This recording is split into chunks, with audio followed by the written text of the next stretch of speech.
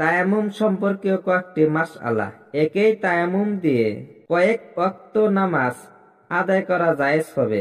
নামাজের জন্য যে তায়াম্মুম করা হয়েছে তা দ্বারা কোরআন মাজিদ তেলাওয়াত করা বা স্পর্শ করা জায়েজ আছে, কিন্তু কোরআন মাজিদ তেলাওয়াত করা বা স্পর্শ করার নিয়তে তায়াম্মুম করে থাকলে তা দ্বারা নামাজ আদায় করা জায়েজ হবে না।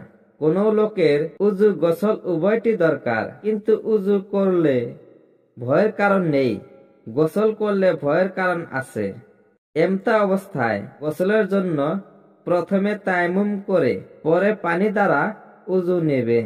যার শুধু উযুর প্রয়োজন সে শুধু উযুর বদলে তায়াম্মুম করবে, আর যার উযু গোসল উভয়টি আবশ্যক অর্থাৎ ফরজ গোসল বাকি আছে এবং নামাজের জন্য উযু করাও প্রয়োজন, এমতা অবস্থায় উভয়ের জন্য একই তায়াম্মুম করা যথেষ্ট।